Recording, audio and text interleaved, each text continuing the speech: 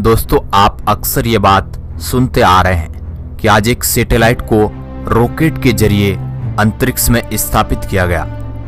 उस समय में आपके खुरापात दिमाग में यह सवाल जरूर उठा होगा कि आखिर ये रॉकेट अंतरिक्ष में जाता कैसे है और अंतरिक्ष में जाने के बाद उस रॉकेट का क्या होता है। क्या वह वापस पृथ्वी पर आ गिरता है और यह रॉकेट ऊपर की तरफ सीधा ही क्यों जाता। रॉकेट के अंदर ऐसा क्या है, तो चलिए आज की इस वीडियो रिपोर्ट में इन सवालों का बड़ा ही सटीक अंदाज में जवाब तलाशते हैं। हेलो दोस्तों, मैं हूं आपका दोस्त सुरेश सांचोरी। आप देख रहे हैं रहस्य टेलीविजन यूट्यूब चैनल। दोस्तों, अगर आप अंतरिक्ष की हर एक्टिविटी पर नजर बनाए रखना चाहते हैं तो आप हमारी एप्लीकेशन रहस्य मीडिया को डाउनलोड करें। उस एप्लीकेशन की लिंक इस वीडियो के डिस्क्रिप्शन में है, तो अभी तुरंत डाउनलोड करें। दोस्तों, सबसे पहले जानते हैं आखिर ये रॉकेट होता क्या है। रॉकेट का मतलब एक तरह का इंजन होता है। इसका मतलब ऐसा यान भी होता है जो उस इंजन का इस्तेमाल करता है। अंतरिक्ष में भेजे जाने वाली मिसाइल, अंतरिक्ष यान या किसी विमान को पृथ्वी के गुरुत्वाकर्षण क्षेत्र से उठाने के लिए रॉकेट का इंजन जरूरी होता है। जेट इंजन की तुलना में रॉकेट का इंजन थोड़ा डिफरेंट होता है। जेट का इंजन वायुमंडल से ऑक्सीजन लेकर अपने काम को करता है, जबकि रॉकेट इंजन इसके विपरीत अपने साथ हर वह चीज लेकर चलता है जिन चीजों की उसे आवश्यकता होती है। रॉकेट इंजन स्पेस में भी अपना कार्य करता है जहां पर हवा नहीं होती है। दोस्तों, रॉकेट के इंजन दो तरह के होते हैं। कुछ इंजन तरल ईंधन का इस्तेमाल करते हैं। स्पेस शटल ऑर्बिटर के मुख्य इंजन तरल ईंधन का उपयोग करते हैं। अन्य रॉकेट इंजन में ठोस ईंधन का उपयोग किया जाता है। स्पेस शटल के किनारे में दो सफेद ठोस रॉकेट बूस्टर्स होते हैं, वे भी ठोस ईंधन का इस्तेमाल करते हैं। दोस्तों, तो आखिर रॉकेट का इंजन काम कैसे करता है। बेसिकली रॉकेट इंजन भी अदर इंजनों की तरह काम करता है। वह ईंधन को जलाकर थ्रस्ट पैदा करता है। थ्रस्ट का मतलब आसान शब्दों में कहा जाए तो धक्का, यानी वह यान को आगे बढ़ने के लिए धक्का देता है। ज्यादातर रॉकेट इंजन ईंधन को गर्म गैस में बदल देते हैं। इंजन इस गैस को पीछे की ओर छोड़ता है, जिससे रॉकेट आगे की ओर बढ़ता है। अंतरिक्ष में कुछ ऐसा नहीं होता है जिसे धक्का देकर इंजन आगे बढ़े।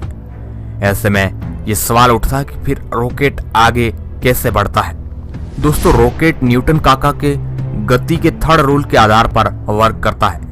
यह नियम कहता है कि हर क्रिया की बराबर और विपरीत दिशा में प्रतिक्रिया होती है। रॉकेट का इंजन गैस को बाहर की ओर धक्का देता है। इस प्रक्रिया में गैस भी बराबर ताकत से आगे की ओर रॉकेट को धक्का देती है। इससे रॉकेट आगे की ओर बढ़ता है।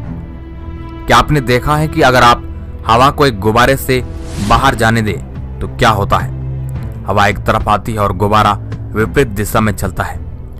रॉकेट उसी तरह से काम करते हैं। तेज गति से इंजन की नोक से निकलने वाली निकास गैस से रॉकेट को आगे की ओर बढ़ाती है।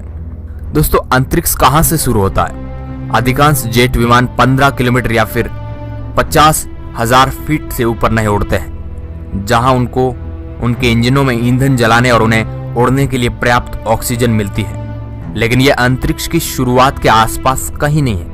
अंतरिक्ष को आमतौर पर पृथ्वी से लगभग 100 किलोमीटर की ऊंचाई पर शुरू होने के रूप में परिभाषित किया जाता है। एक मनमाना बिंदु जिसे कभी कभी कर्मन लाइन के नाम से भी जाना जाता है। किसी भी रॉकेट को पृथ्वी के गुरुत्वाकर्षण क्षेत्र से बाहर निकालने के लिए 1 सेकेंड में 11.2 किलोमीटर की स्पीड हासिल करनी पड़ती है।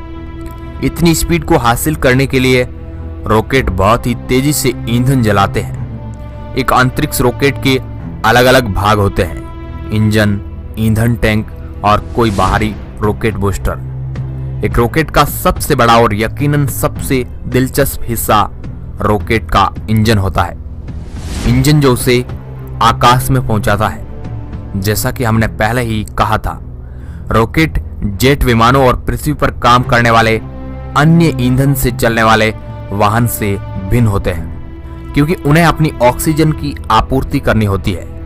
आधुनिक अंतरिक्ष रॉकेटों में एक तरल ईंधन जैसे तरल हाइड्रोजन और तरल ऑक्सीजन द्वारा संचालित मुख्य इंजन होते हैं, जिन्हें विशाल टैंकों से पंप किया जाता है। ईंधन जिसे प्रोपेलेंट भी कहा जाता है और ऑक्सीजन जिसे ऑक्सीडाइजर कहा जाता है को कम तापमान और उच्च दबाव में संग्रहित किया जाता है। इसलिए इसे एक निश्चित आकार के टैंक में ले जाया जा सकता है, जिसका मतलब है कि रॉकेट ईंधन की समान मात्रा पर आगे बढ़ता है। बाहरी रॉकेट बूस्टर जो मुख्य रॉकेट इंजन की सहायता करते हैं, आमतौर पर इसके बजाय ठोस ईंधन को जलाते हैं। स्पेस शटल को ठोस रॉकेट बूस्टर या SRBS कहा जाता है। बिल्कुल इसी कारण से वे बड़े अंतर्महाद्वीपीय बैलिस्टिक मिसाइलों की तरह अधिक काम करते हैं, जो ठोस ईंधन को भी जलाते हैं। रॉकेट की मार्गदर्शन के लिए कंप्यूटर आधारित नेविगेशन होता है। वह रॉकेट को उसकी मंजिल तक पहुंचाता है और पेलोड जो भी रॉकेट ले जा रहा है, स्पेसक्राफ्ट या उपग्रहों से लेकर अंतरिक्ष स्टेशन के हिस्सों यहां तक कि परमाणु वारहेड्स तक। आधुनिक अंतरिक्ष रॉकेट 2 या 3 स्वतंत्र रॉकेटों की तरह काम करते हैं, जो एक साथ अटकते हैं, जिन्हें चरण कहा जाता है। हालांकि आमतौर पर केवल अंतिम चरण में रॉकेट के सभी महत्वपूर्ण पेलोड शामिल होते हैं। निचले चरण बदले में टूट जाते हैं क्योंकि वे अपने ईंधन का उपयोग करते हैं, और केवल ऊपरी चरण रॉकेट की अंतिम गंतव्य यानी कि जो उसका लक्ष्य है वहां तक पहुंचता है। कुछ रॉकेट स्पेस शटल और यूरोपियन एरियन रॉकेट के पूरे झुंड की तरह दिखते हैं, जिन्हें एक साथ स्ट्रैप्ड किया जाता है। बीच में एक मोटा जिसमें कुछ स्क्विनियर होते हैं, बड़ा केंद्रीय रॉकेट मुख्य होता है। दोनों तरफ से पतले रॉकेट जिन्हें बूस्टर रॉकेट कहा जाता है। वे वसा वाले आतिशबाजी की तुलना में थोड़ा अधिक है, जो कि मुख्य रॉकेट इंजन को अंतरिक्ष तक पहुंचाने के लिए उसे ऊपर की ओर उठाने के लिए बूस्ट करते हैं। दोस्तों, अधिकांश रॉकेट 2 या 3 चरणों से बने होते हैं। जब एक चरण अपने सभी ईंधन का उपयोग कर लेता है तो उसे मेन रॉकेट से अलग कर दिया जाता है, जो भाग पृथ्वी के वायुमंडल में जलकर भस्म हो जाता है या फिर पृथ्वी पर आ गिरता है। यह तब वापस गिरता है, आमतौर पर समुद्र में और आबादी वाले क्षेत्रों से दूर, या वायुमंडल में जल जाता है। ऐतिहासिक रूप से रॉकेट के अधिकांश हिस्सों को पृथ्वी पर वापस गिरने और वायुमंडल में जलने के लिए छोड़ दिया जाता है, लेकिन 1980 के दशक में नासा के स्पेस शटल के साथ शुरू होने के बाद इंजीनियरों ने रॉकेट के पुर्जों को डिजाइन किया, जिन्हें वापस ला करके उनका वापस से उपयोग किया जा सकता है। जितना अधिक एक रॉकेट के पुर्जों का पुनः उपयोग किया जा सकता है, उतना ही सस्ता रॉकेट लॉन्च हो सकता है, पैसों की बचत हो सकती है। दोस्तों, रॉकेट एकदम सीधा ऊपर जाता है, जबकि प्लेन ऊपर जाने के लिए अपने रनवे पर दौड़ लगाकर जाता है। ऐसा क्यों होता है? चलिए इसका भी जवाब आपको ढूंढ कर दे देते हैं। दोस्तों, किसी भी विमान को ऊपर उठने के लिए धक्के की जरूरत पड़ती है। एरोप्लेन, पक्षी और उड़ने वाली कीट के पंखों से जब हवा टकराती है तो इस हवा को पंखों से पीछे ठेलकर वे ऊपर उड़ते हैं। रॉकेट में पंख नहीं होते हैं और इसलिए उन्हें ऊपर उठने के लिए जरूरी धक्का उनके इंजन से ही मिलता है।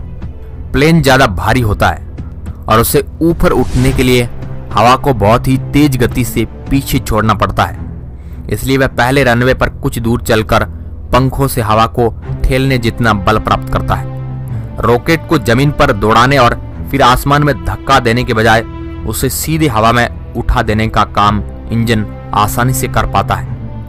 रॉकेट और एरोप्लेन दोनों एक ही सिद्धांत पर काम करते हैं। दोनों गैस को पीछे छोड़ते हैं और उससे उन्हें आगे जाने का धक्का मिलता है। तो दोस्तों, ये तो हो गई रॉकेट के चलने और अंतरिक्ष में जाने की बात। दोस्तों, आखिर सबसे पहले रॉकेट का आविष्कार कब और कहां हुआ था? ऐसा माना जाता है कि 12वीं सदी के आसपास चीन में रॉकेटों का आविष्कार हुआ है। इन ठोस रॉकेटों को आतिशबाजी के लिए इस्तेमाल किया जाता है। युद्ध में सेनाओं द्वारा भी इनका इस्तेमाल किया जाता है। 13वीं सदी में इन रॉकेटों का एशिया और यूरोप में ज्यादातर हिस्सों में आतिशबाजी और युद्धों में इस्तेमाल होने लगा। अगले 600 सालों में लोगों ने बड़े और बेहतर रॉकेटों को विकसित किया। इनमें से ज्यादातर का इस्तेमाल सेनाओं द्वारा किया जाता था। तो दोस्तों, ये था आज रॉकेट के बारे में जानकारी। उम्मीद करते हैं आपको ये जानकारी आपके दिमाग में बैठ गई होगी। अगर आप जानकारी को लिखित में पढ़ना चाहते हैं तो आप हमारी एप्लीकेशन रहस्य मीडिया को डाउनलोड कर सकते हैं। उसकी लिंक इस वीडियो के डिस्क्रिप्शन में है। वीडियो को पूरा देखने के लिए आपका बहुत बहुत धन्यवाद।